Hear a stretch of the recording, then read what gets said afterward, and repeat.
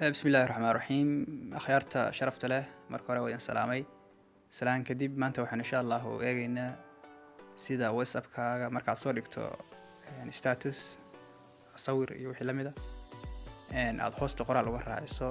kadibna qoraalkaas aad farta wax uga bedesho badanaa qoraalka wala soo wada dhigaa laakiin waxa lagu kala duwan yahay qaabka farta wax looga bedelo marka ila daawada asxaabta idinkoo qoraaliya markood waxaad tagaysaa WhatsApp-kaaga goorta tagto aad ku dhufanaysaa WhatsApp-ka markaad tagto waxaan ka sii dooran jirnay sidii wada naqaanay status-ka ayaynu ku dhufanaynaa kadib waxay noo gudbinaysaa halkan booskan kadibna waxaan kasii dooranaynaa positionka sawirka lagala soo baxayo oo galir ku gudbinaysa farta kaamirada camala then kadibna markaan hit kareyno ama ku dhufano waxay inoo gudbinaysaa galeriga kaydka sawirada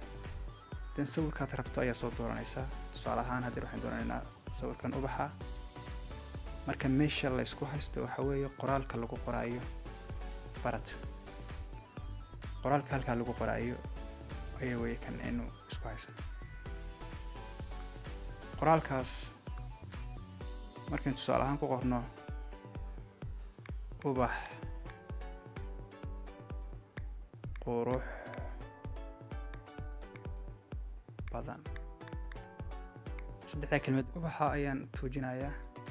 markaan ubax tuujiyo qaabkaas oo kale ayaa highlight ugu furay saddexda dhibcood baan ku dhufanayaa waxay soo baxaysaa select all share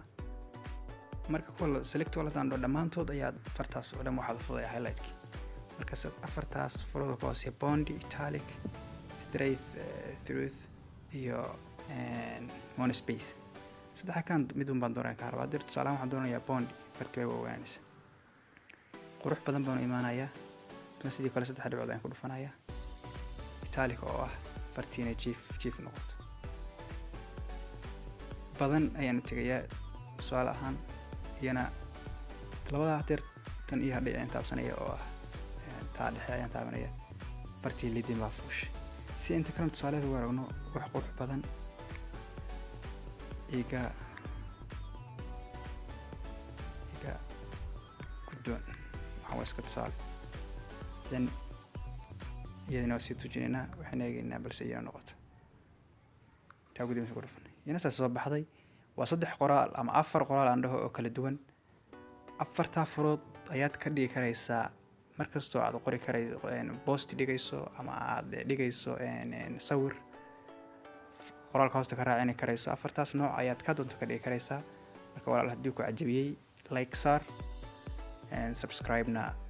sii dheh insha Allah ta'ala si aan horumar u gaaro channelkan haddii aad ku cusub tahay way haddii kalena share u badiyo